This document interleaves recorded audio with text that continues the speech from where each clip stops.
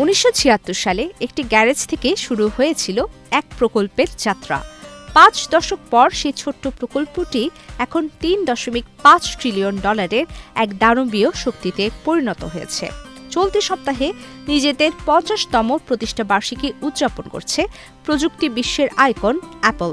বর্তমানে বিশ্বজুড়ে প্রতিষ্ঠানটির সক্রিয় ডিভাইসের সংখ্যা 250 কোটি ছাড়িয়েছে। স্টিভ ওয়াজনিয়াক, স্টিভ জবস এবং রন ওয়েন মিলে পদ্মা সেতু, মেট্রো রেল এবং এলিভেটেড এক্সপ্রেসওয়ে নির্মাণের গর্বিত অংশীদার বসুন্ধরা সিমেন্ট। যখন অ্যাপল প্রতিষ্ঠা করেন তখন কম্পিউটার ছিল সাধারণ মানুষের নাগালের বাইরে। অ্যাপল সেই ধারণা বদলে দিয়ে সুন্দর ও সহজবোধ্য গ্যাজেট তৈরি করে বিপ্লব ঘটায়।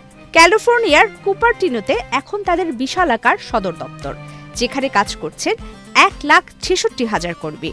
এনভিডিয়ার পর এটি বিশ্বের দ্বিতীয় শীর্ষ মূল্যবান কোম্পানি, যার গত অর্থবছরের রাজস্ব ছিল $416 বিলিয়ন। অ্যাপলের পথ চলা সবসময় মসৃণ ছিল না। 90-এর দশকে কোম্পানিটি প্রায় দেউলিয়া হওয়ার দোরগোড়ায় পৌঁছেছিল। 1997 সালে স্টিভ জবসের প্রত্যাবর্তনের পর শুরু হয় নতুন যুগ। 2007 সালে আইফোন বাজারে এনে স্মার্টফোন বিপ্লবের মাধ্যমে অ্যাপল সব প্রতিদ্বন্দ্বীকে পেছনে ফেলে দেয়। 2011 সালে জবসের মৃত্যুতে অনিশ্চয়তা তৈরি হলেও টিম কুকের নেতৃত্বে কোম্পানিটি আর্থিক ও সাংস্কৃতিক দিক থেকে আরও শক্তিশালী হয়েছে। 2019 সালে অ্যাপল টিভি প্লাস চালুর মাধ্যমে হলিউডেও জায়গা করে নেয় তারা।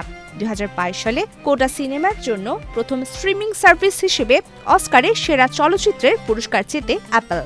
ই-মার্কেটারের বিশ্লেষক জ্যাকব বোর্ন বলেন, অ্যাপল কেবল প্রযুক্তি কোম্পানি নয়, এটি এখন একটি সাংস্কৃতিক আইকন। প্রতিষ্ঠা বার্ষিকী উপলক্ষে বিশ্বজুড়ে উৎসব চলছে।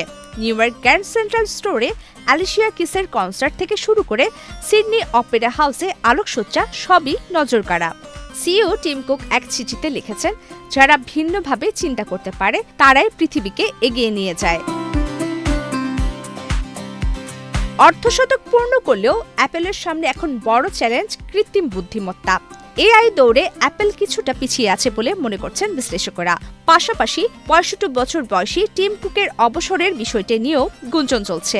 তবে ওয়াজনিয়াক ও অন্যান্য বিশ্লেষকদের মতে বর্তমান চাপ সামলে সামনের দিনগুলোতেও অ্যাপল তার আধিপত্য ধরে রাখতে সক্ষম হবে। প্রমিতি কিবরিয়া ইসলাম, বাংলাদেশ প্রতিদিন।